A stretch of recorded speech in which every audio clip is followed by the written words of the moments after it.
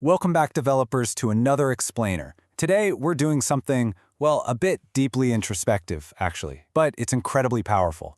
We're taking a step back from the constant, non-stop motion of writing new lines of code, and instead we're turning the mirror squarely on ourselves.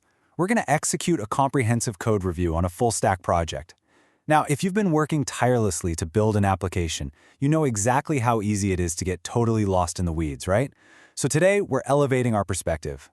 We're going to break down the exact framework you need to assess a full-stack project from top to bottom, making absolutely sure every single layer of your architecture is robust, efficient, and completely secure.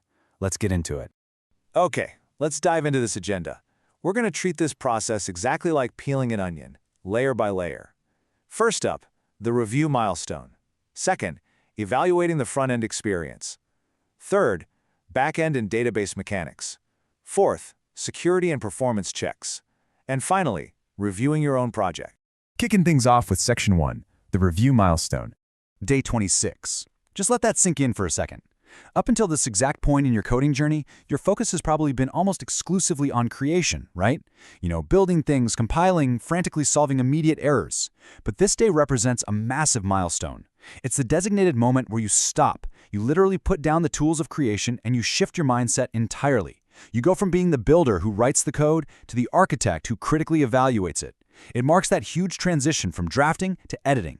Because honestly, without a dedicated moment like day 26 to just pause and review, the flaws in your full-stack project, they're just going to stay hidden right beneath the surface, practically waiting to fracture under pressure. And this brilliantly illustrates how we actually make that transition to the architect mindset. We use this core 5-pillar checklist. Step 1, front-end. Step 2, back-end. Step 3, database. Step 4, security. And Step 5, performance. But what does it truly mean to look at a project holistically across these 5 distinct steps? Well, it means acknowledging that a full-stack project isn't just this one big, monolithic piece of software. It's an ecosystem. It's a living thing. If even one of these 5 pillars is structurally unsound, the entire application is completely compromised. Moving right along to Section 2, evaluating the front-end experience. So the front end is basically the visible surface layer. Think of it as the storefront of your application. When you're reviewing it, conceptually, it's kind of like you're evaluating the paint on the walls and figuring out how easy it is to open the front door. But technically speaking, this means checking if your component state is managed cleanly, if the UI is genuinely responsive across different devices, and if you're actually hitting accessibility standards. You really have to focus passionately and purely on what the user touches and experiences every single day. Because let's be real, a brilliant backend means absolutely nothing if the storefront is completely broken. Let's move to Section 3 and see how this builds. Backend and database mechanics.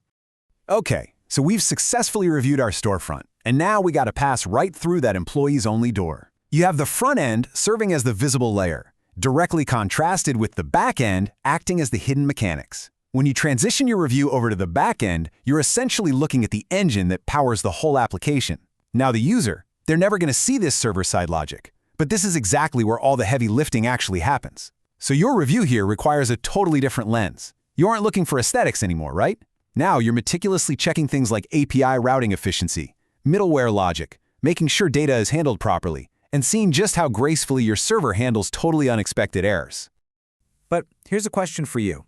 Where does all that digital information actually live?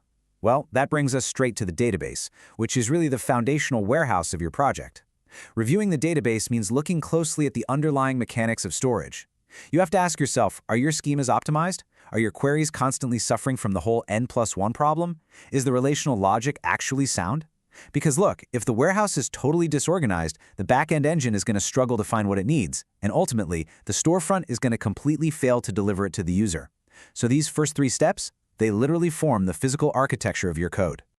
Next up is Section 4, security and performance checks.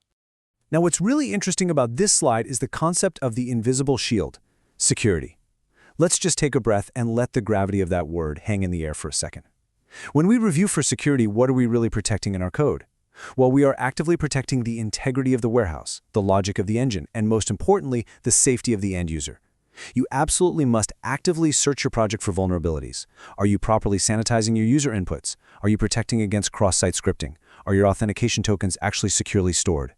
A code review that completely ignores security isn't just a bad review, it's basically a liability. And standing right alongside security is performance, which is essentially the invisible engine. Now, you might be wondering, why is ensuring the project runs efficiently just as absolutely critical as checking the visual front end or those back-end data schemas? It's simple, really, because user patience is a finite resource. It runs out fast. You can have the most stunning front end in the world and brilliantly structured data, but if your load times are high, the entire experience just completely collapses. So reviewing for performance means going on a hunt for bottlenecks. It means checking your payload sizes, lazy loading your assets, and optimizing your code so that literally everything from database retrieval to front-end render happens as swiftly as humanly possible.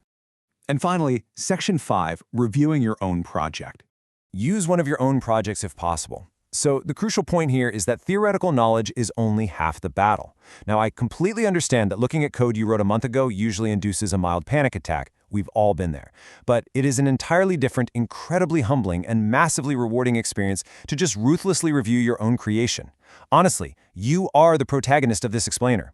Spotting a random inefficiency in a tutorial is one thing, but directly applying this rigorous 5-point framework to your own architecture, that is where the real, tangible growth happens for you as a developer.